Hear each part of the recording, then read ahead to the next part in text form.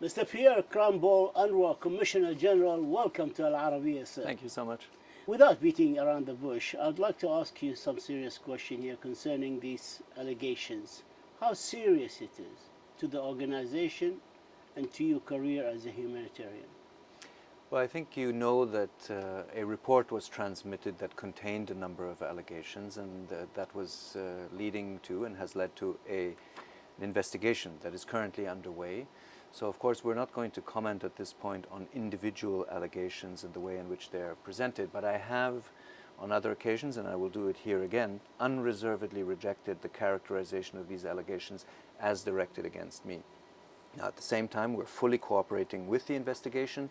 We will wait for the findings, and we have simply asked everybody to not prejudge the outcome, because between what has been presented in the public domain and what findings would be, it would be wrong now to speculate. It would be certainly wrong to make a judgment based on rumors and allegations, and we invite everybody to wait for the conclusions of the ongoing investigation. Do you think there are mysterious hands behind these allegations? Well, let me say like this: when you work in the Middle East and you deal with the issue of Israel-Palestine, you feel that there are a number of issues that are, of course, at play. But I want to make clear that we fully cooperate and engage on the investigation. On the other hand, I have to say, and you know it from some of our previous conversations, that over the last year and a half, I've certainly observed, and we have been exposed to, some very unprecedented forms of pressure, be they financially, but also in political terms. I was at the Security Council briefing on the 22nd of May this year, in which there was a lot of support expressed by member states, but there was also some very direct political challenges against UNRWA, the nature and type of which I have never seen in 28 years of working in humanitarian activities.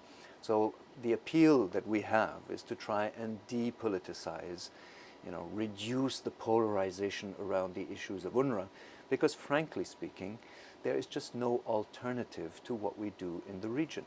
Whatever people may think about Palestine refugees, they exist, they have rights, and one of the core rights for the students in our schools is to be able to go to their schools and receive education. And UNRWA has just successfully opened our school year for 500,000 boys and girls in the Middle East. One of the best messages I think one could give, and in particular a reminder of how focused we are on the delivery of our mandate and on the important humanitarian activities that we carry out. Regardless of the truth or the lies behind these allegations, it could harm UNRWA and its very, very important work on behalf of the Palestinian refugees. Did you ever think of leaving to save UNRWA if you were the target of these allegations? Your deputy has resigned. And what do you think of that? I think my attitude to that is I don't walk away from my responsibilities. So I am in charge of an organization that has been mandated by the General Assembly of the United Nations. We're not a self-created organism with a group of friends that woke up one day in 1949 and thought this would be a nice thing to take care of. We're mandated specifically by the General Assembly, and every 3 years that mandate is renewed. I felt very clearly that by continuing to assume the leadership of this organization at this critical time, I was living up to my responsibilities, and I live up to my authorities given by the General Assembly.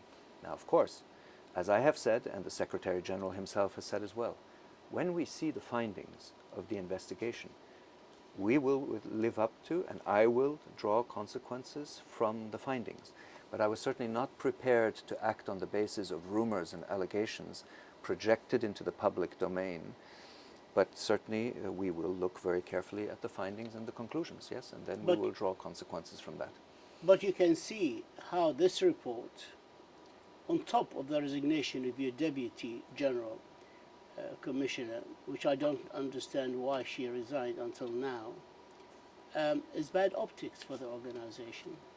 Well, we live in an environment where we deal with multiple perceptions and challenges. And I have to tell you that beyond what you have now just described, I think there has been a much more significant set of challenges. to the organization and its continuity, which is fundamental questions that have been raised, and they were raised last year by the United States and again this year in the Security Council by the United States, challenging the very definition of refugees, for example, challenging the questions. And one of the greatest misrepresentations that we are constantly confronted with is the allegation that Palestine refugees would be the only refugees on the planet whose status is passed down the generations, when we know that that is simply false. It's a misrepresentation, a deliberate one. And Palestine refugees are no different from Afghan refugees who have been refugees for 40 years and continue to be supported and assisted, the children and grandchildren of the original Afghan refugees, by UNHCR. So I would say, when you factor all of the parameters of pressure into it, the question of the investigation, which again we're fully cooperating with and will continue to cooperate with until we see the findings, and then we will draw conclusions from that. But I think in the larger landscape, let us remember what this organization is actually about. And I have to tell you, having now just traveled to Gaza, having been recently in East Jerusalem, where when you step out of the school that we have in Silwan, and you have in front of you the old city with all of its landmarks, including the Al-Aqsa Mosque, you know how important it is to preserve the ongoing operations of UNWRA in East Jerusalem, in the West Bank, in Syria, Jordan, and Lebanon. And yes, we face many pressures, and we are used to that, and we take all of the issues seriously, but we will not let anything distract us from the fundamental responsibility that we have towards Palestine refugees. In spite of that, some countries have suspended the aid to UNRWA. Your comment on that?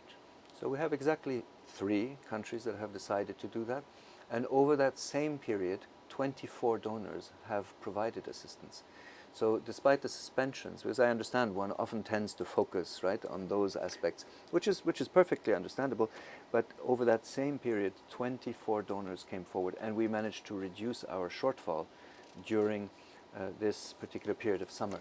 And I'm very confident that we will have further good news in the course of this week here in New York. November is coming, and that's when the renewal of your mandate of the organization is up for the vote. Do you expect the General Assembly to renew the mandate without any problems in spite of these investigations? Well, I think from everything I've heard, from all of the contacts we have with member states, here in New York, but also recently I was at the Council of Foreign Ministers meeting at the League of Arab States in Cairo, I think there's a very strong support to UNRWA's mandate. I think what is clear is that countries separate the historic support that they have for the mandate, for the activities that UNRWA carries out, for which I see no change in recognition, and of course expectations to know about the results of the investigation. But I think these 2 parameters in the minds of member states are separate. I get very strong signals that countries are focused on what UNRWA represents, on the renewal of its mandate. So of course it is a member state initiative, the mandate renewal, and the vote will be in early December. That's the final vote.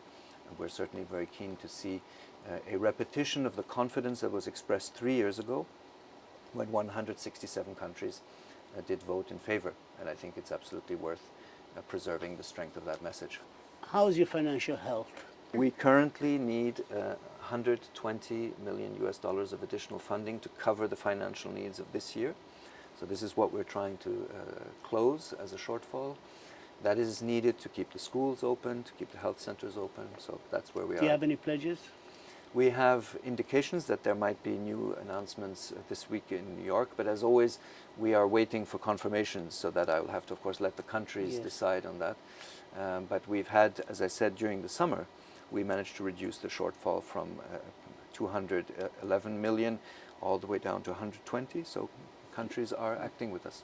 Pierre Krähenbühl, the UNWRA Commissioner General, we thank you for this interview, and we wish you the very best, and we are so sure that you'll weather this storm and you'll go back to caring for your refugees and for the Palestinian people as a whole. Thank you, sir. All the best.